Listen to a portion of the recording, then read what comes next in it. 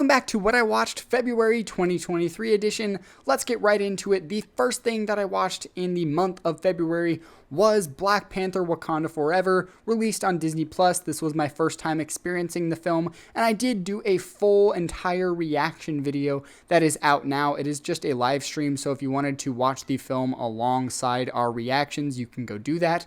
But yeah, honestly, I gotta say, the further I get away from Black Panther: Wakanda Forever, the less I care. I feel like the MCU and these Marvel films in these past couple years, ever since the release of No Way Home, have really just not been focused. They don't know what they're trying to do. And again, this was a film that had an impossible task. You had the lead star die. Like, it's a horrible deck of cards to be dealt, horrible hand of cards to be dealt. And it was about as good as you could have gotten with that film. I don't think it's a bad film. It's not a film that I'm going to rewatch probably ever. And if I'm going to rewatch a Black Panther film, I'm unfortunately going to want to watch the one with Chadwick Boseman, just because that's who they introduced. That's who I wanted to follow. And of course, that's who everybody else wanted to follow. I am a fan of Shuri. I think she's the actress. She's a fine actress, Letitia Wright. But yeah, as far as where the future of the MCU is headed right now, I'm just not that sold. Next up, I watched a $15,000 film that's been released into theaters, which is just fantastic on its own. The fact that a film of this size and scale, so tiny, is able to get a huge theatrical release is awesome. Like, applause to the creators and everything for that. But this film was not good in my opinion. It was just a bunch of static, mostly images, the still shots. Essentially, it's just quite boring.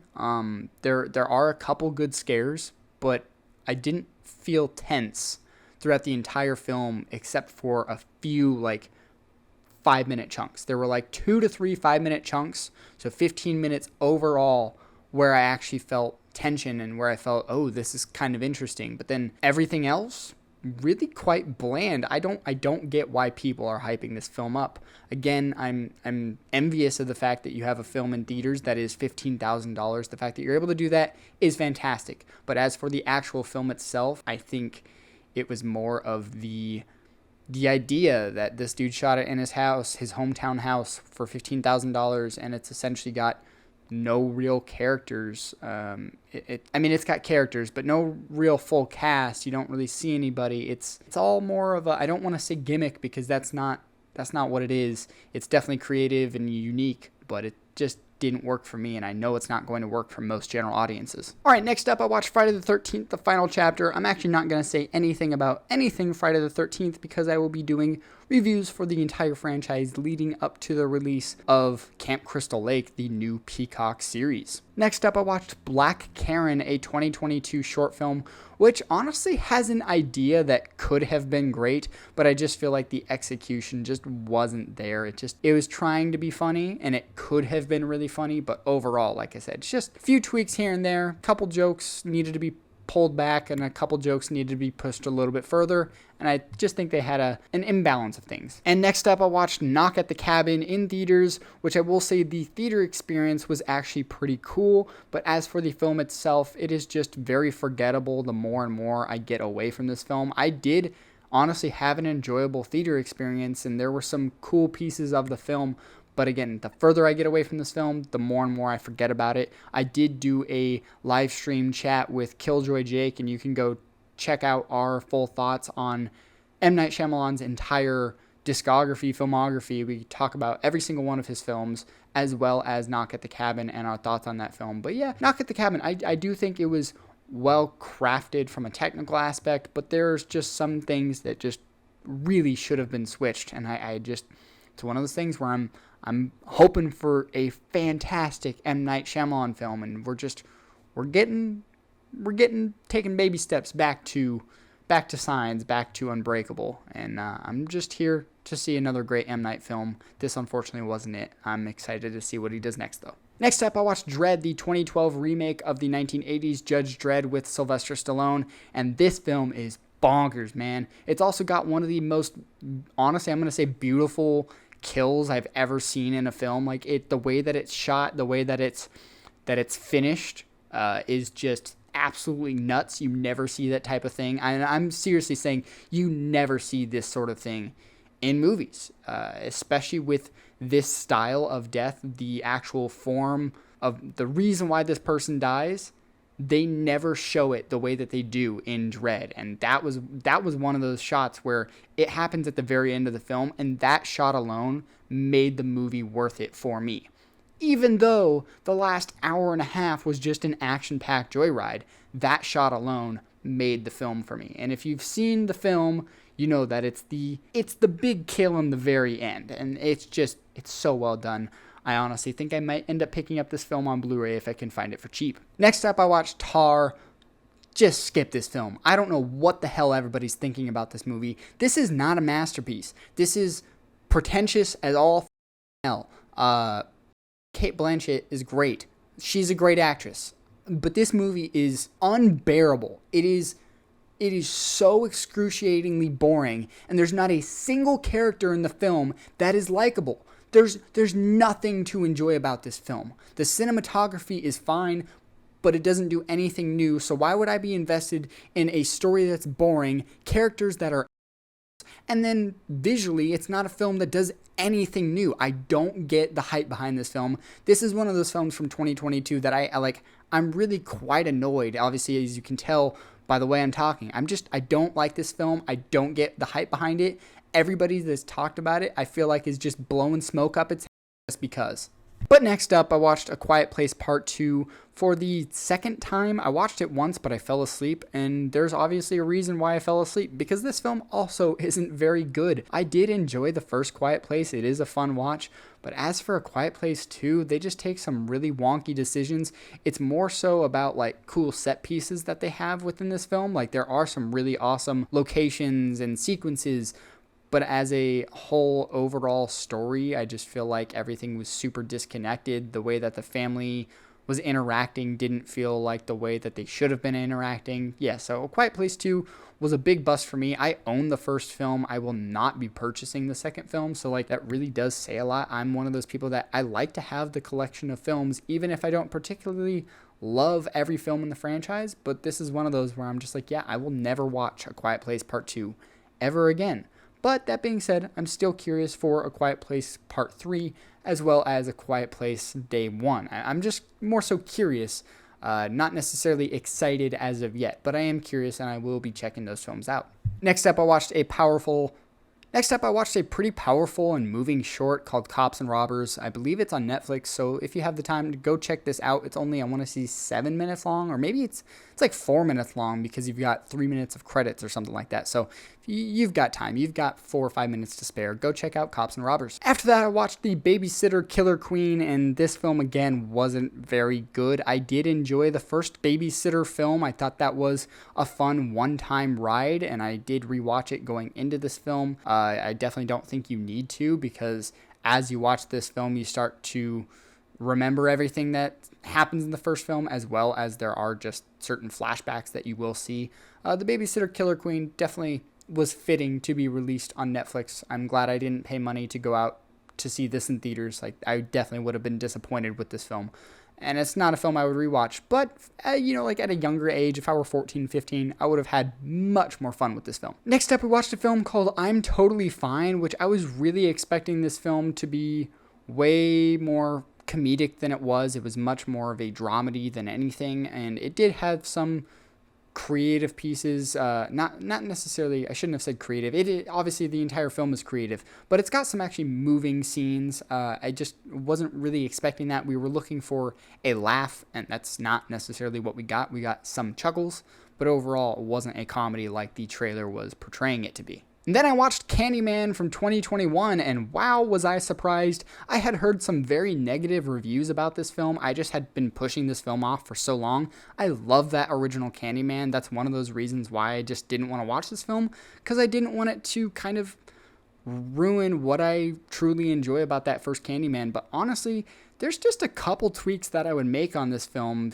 before I would call it a perfect sequel. Like, I honestly think this is one of the best horror remakes, requels, sequels, whatever you want to call it, it really is one of the best out there. Next up, I watched Scream 5 from 2022. If you know, I'm reviewing the entire franchise leading up to the release of Scream 6, so if you're interested, go check out all of my reviews for the Scream franchise. Next up is a film that I've been meaning to watch for years, and that is The Faculty. I really did enjoy this film. I'm not going to spoil it for anybody, but if you haven't seen the film, the twist, although might be a little bit predictable, it's still very fun. I wish this was one of those films where I didn't know anything about the twist, because I truly think I would have had way more fun than I already did and than I already do. And also, I do think this is a film that is due for a requel, sequel, remake, whatever you want to call it. It's a fun idea. It could be really, really creepy nowadays with practical effects and the way that CGI has evolved. I just think that it could be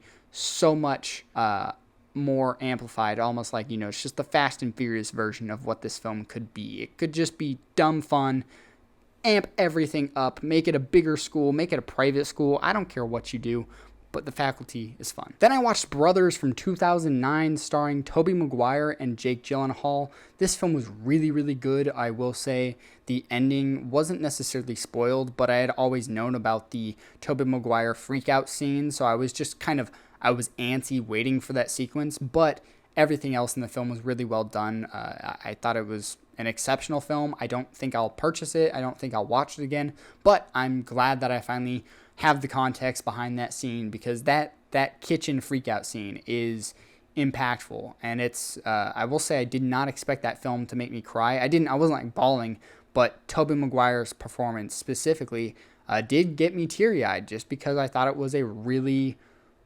terrifying portrayal of PTSD. Next up, I watched Children of the Corn before the release of the new one coming out just later on this week, and honestly, this did nothing for me. It's got some, I guess, creepy-ish moments. I will say the only moment where I thought it was actually really well done was that opening sequence.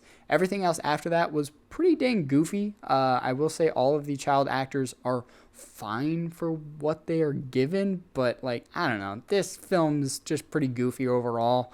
Linda Hamilton, it was weird seeing her in this because I had no idea she was in the film, but Children of the Corn, it just did nothing for me. I guess it scared me when I was a kid, just because the idea of children in a corn killing people, that I don't know, it just sounded scarier than it is. This definitely is a film that is scary for 8-year-olds and absolutely stupid once you get to 13 or older. And for Valentine's Day, we wanted to watch 2 easygoing fun films, and we picked movies that we thought were going to be easygoing and fun, and totally turned out to be the opposite of that. First up, we have Hot Summer Nights with Timothée Chalamet and Micah Monroe. I wouldn't necessarily recommend this film. It's a lot darker than I was expecting. It's also a drug dealing story that the trailer does everything to avoid what the actual movie is about, which can be a good thing, but in this case we were just looking for something fun and easy, and it was just a little bit too dark for what we were hoping for at that time. And then next up, we watched Life After Beth with Aubrey Plaza, John C. Reilly, Molly Shannon, and Dane DeHaan. The cast itself was stacked. The first 45 minutes were really funny and enjoyable, but again, as the film went on, it got a little bit slow and the jokes just weren't landing as much. So this film is a comedy more so than Hot Summer Nights, but it just is more of a dark comedy, more of a dry comedy, so there aren't too many jokes towards the latter half of the film.